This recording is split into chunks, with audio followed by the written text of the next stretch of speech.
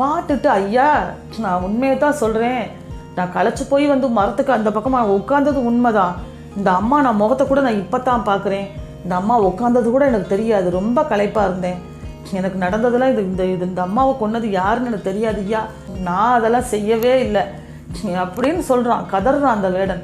ஆனால் அந்த அந்தனர் நம்ப மறுக்கிறாரு. இந்த இடத்துல காட்டுக்குள்ளே உன்னை தவிர யார் இருக்கா? உன் கையில் வில்லு அம்பு இருக்குது, நீ தான் என்னுடைய மனைவியை கொன்னுட்ட அப்படின்னு திட்டுறாரு, சண்டை போடுறாரு. இந்த காட்டு பகுதியை தாண்டி யார் அரசர், எந்த அரசர் இருக்காங்களோ நம்மளுடைய வழக்கை அந்த அரசர் தீர்த்து வைக்கட்டும், வா போவோம் அப்படின்னு அங்கங்கே நடந்து போய் விசாரிக்கிறாங்க. அந்த கிராமங்களில் அங்கங்கே மக்கள்கிட்ட விசாரிக்கிறாங்க. அப்போ அரசருடைய பேரை சொல்கிறாங்க. அந்தனரும் அந்த வேடனும் அந்த அரசரை தேடி அரண்மனைக்கு போயிடுறாங்க. அரசர் நடந்த விவரத்தை பூரா கேட்குறாரு.